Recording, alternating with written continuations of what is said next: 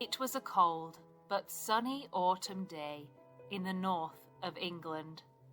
One of those lovely crisp days which are perfect for walking or exploring something new. Lisa was at work. She was bored and kept looking out of the window, wishing she was somewhere else. Lisa worked in an office. It was grey and boring. Her work colleagues were nice, but she didn't really enjoy her job. She didn't want to be inside writing annoying emails when she could be doing something else, something fun. Lisa worked in the healthcare sector as a project manager. She studied business at university. It was a fun time, and she partied a lot with her friends. It was the best 3 years of her life so far. Every day she experienced something new. Almost every week was a different fancy dress party.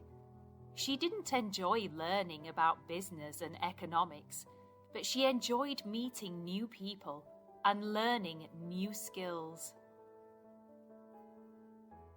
After she finished her studies, she got a job and worked her way up from assistant to a project manager in only 4 years.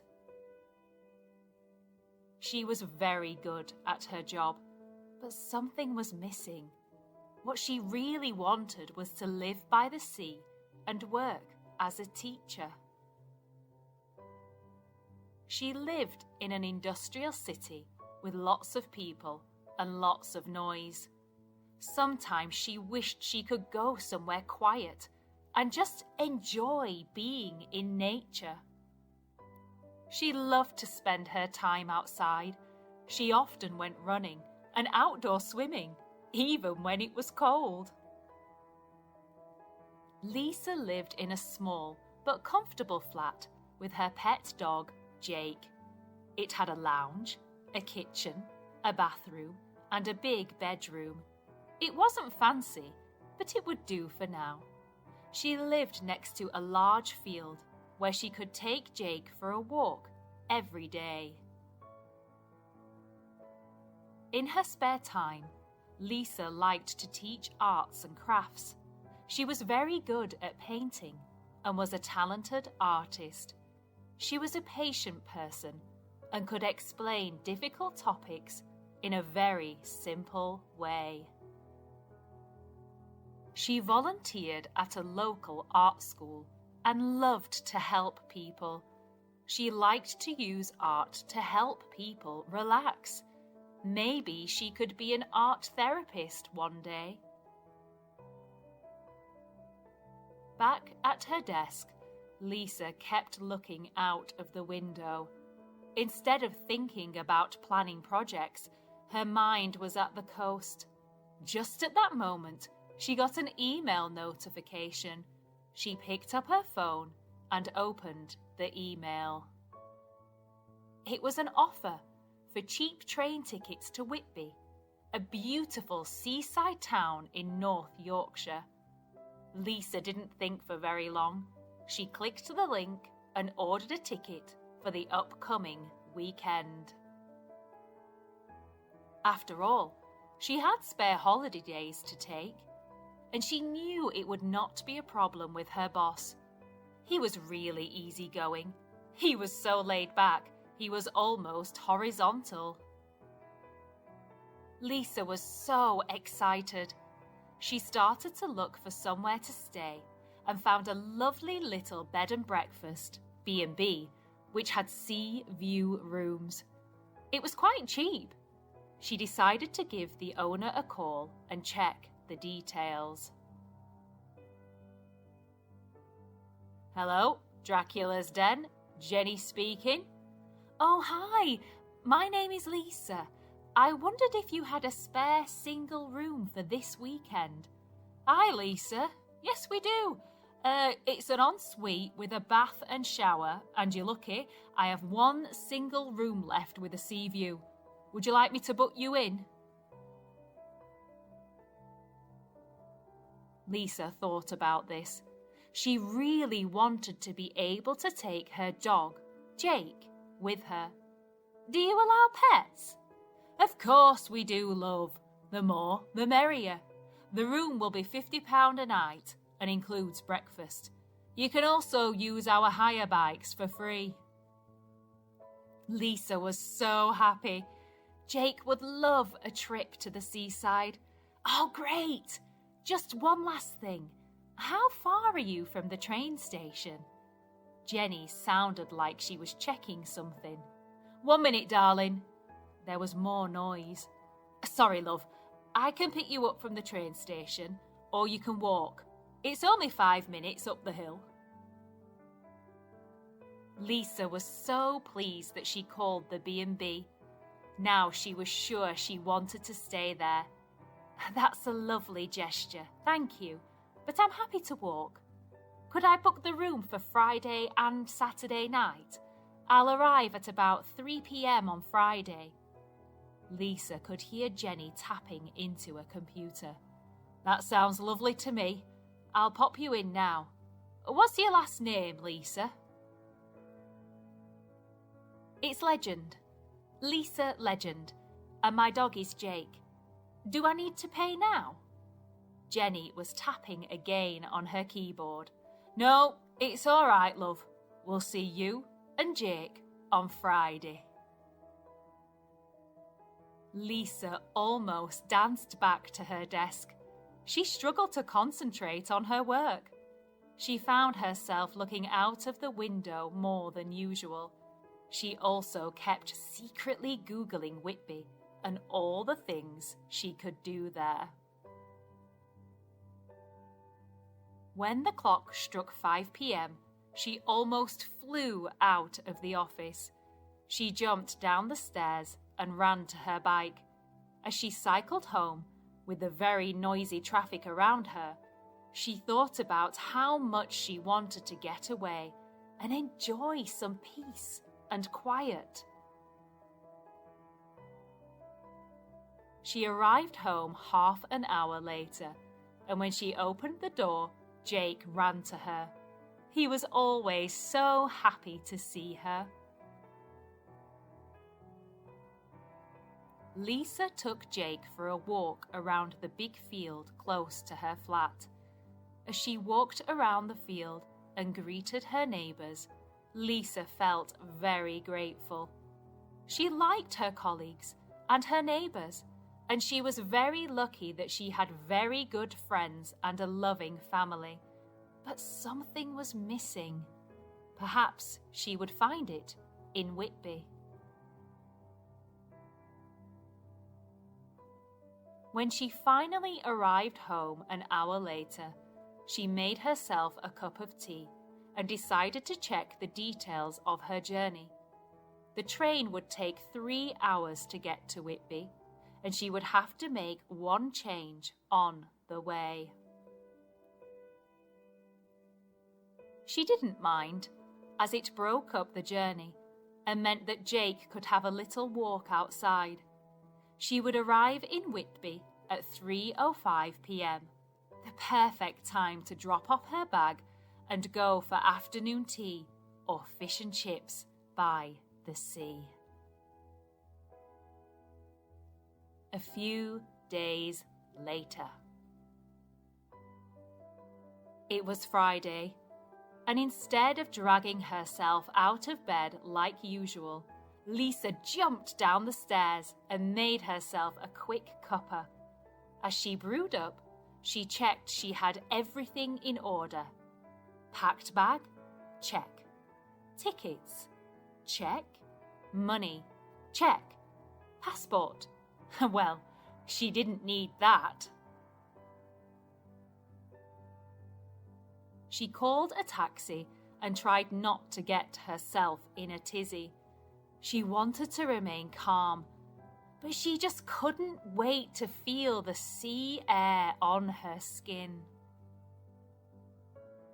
She arrived at the train station with plenty of time, but almost missed the train because she was messing about ordering a coffee and chatting to the lovely man behind the counter who really liked Jake. She always told people, "If you want to make friends, get a dog." A few hours later, the train rolled into the small station close to Whitby Harbour. This was it. She had made it. Jake was excited by the new sounds and smells as he pulled her off the train. Walking the route to the B&B was a dream. Lisa followed the road by the water until she had to make a left turn up some steep alleyways and narrow roads. The B&B was definitely further than 5 minutes, unless she was getting unfit. After huffing and puffing up the hill, she made it through the door and was greeted by the receptionist, who took her to her room. As she opened the door, Lisa was in shock. The view was stunning, and she actually enjoyed the noise of the seagulls. People would normally pay much more than she was for a view like that. She looked out and saw everything Whitby had to offer, from the pier through to the River Esk and the beautiful little cottages and houses mismatched across the mini valley. But what most intrigued her was a stark-looking building at the top of the opposite hill, the Whitby Abbey.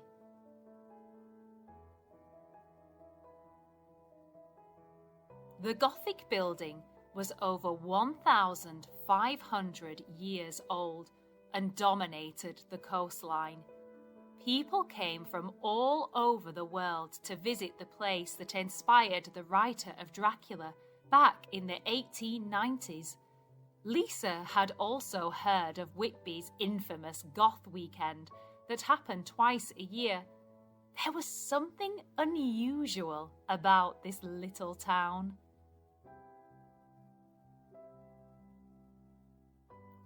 Lisa decided to explore for the afternoon. Of course, this included fish and chips. Lisa found the cafe she wanted to go to and made her way there. As soon as she sat down, she got talking to the lady at the table next to her. The people up north were so friendly.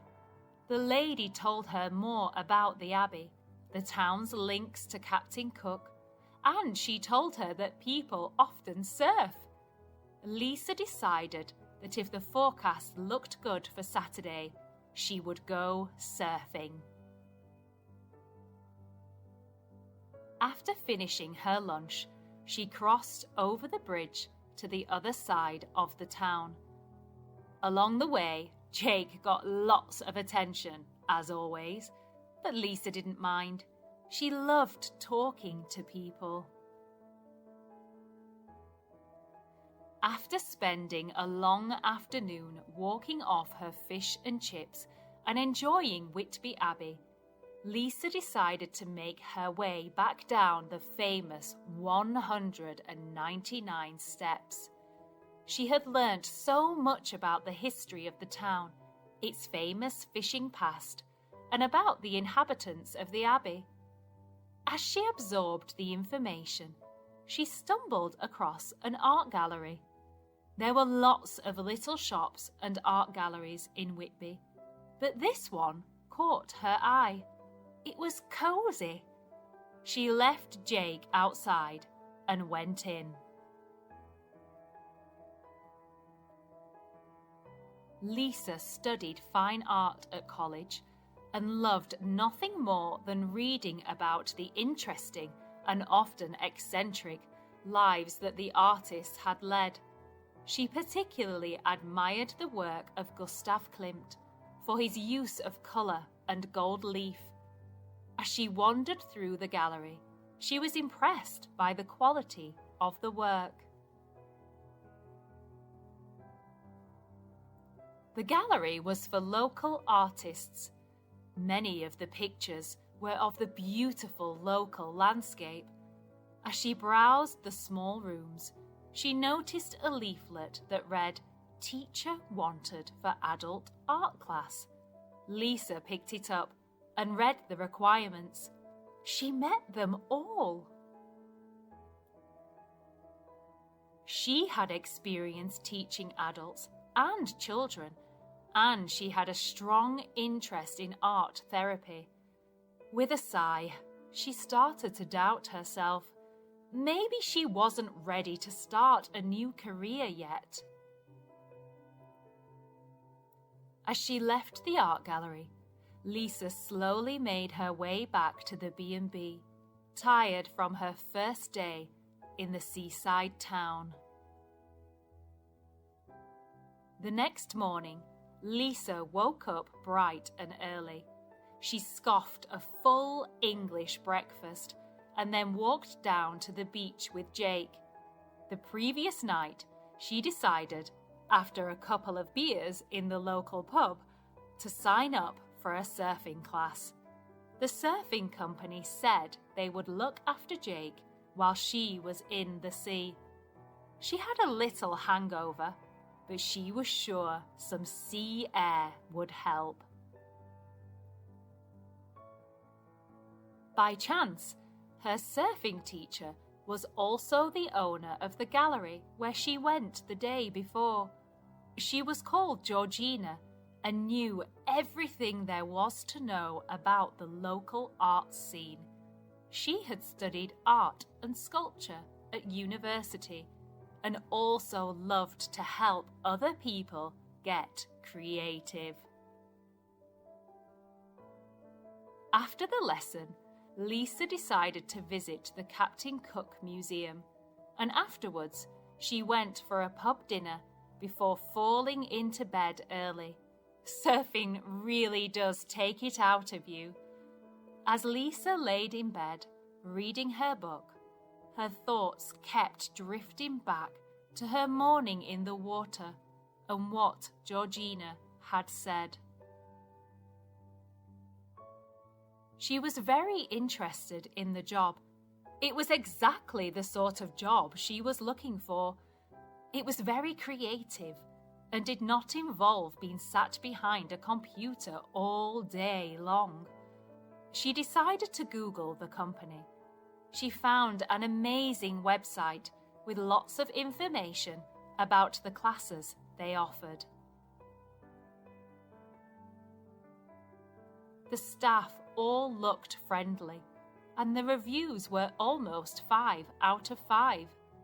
Lisa thought about it a little more before falling into a peaceful sleep.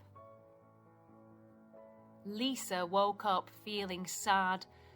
She got out of bed, pulled back the curtains, and admired the wonderful view.